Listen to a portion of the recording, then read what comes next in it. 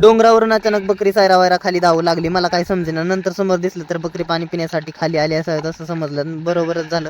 बकरी खाली पाणी पिण्यासाठी आली होती. ही बघा कशी एका पाठोपाठ रांगेत चाललीत. माणसाला काही शिस्त नाही पण बकऱ्यांना आहे. आणि मी पावसापासून वाचण्यासाठी छत्री घेतली होती. नंतर बकरी पाणी पिण्यासाठी तळ्यावर आली आणि आनंदाने पाणी पिऊ लागली.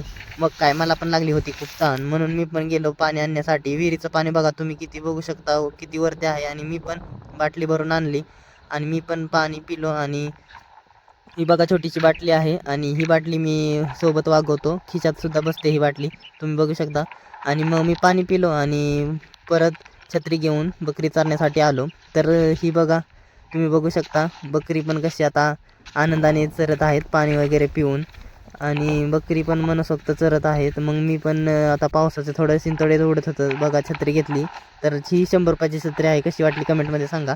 तर तुम्ही बघू शकता काही बकरी कशी चरत आहेत आणि काही बकरी आराम करत आहेत. आणि ही बघा छोटी पिल्ली पण आराम करत आहेत आणि काही बकरी चरत आहेत. तर मग म्हणलं चला मी पण आराम करतो. मग मी पण आराम करायला म्हणलं चला आता ह्या दगडावरच आराम करूया.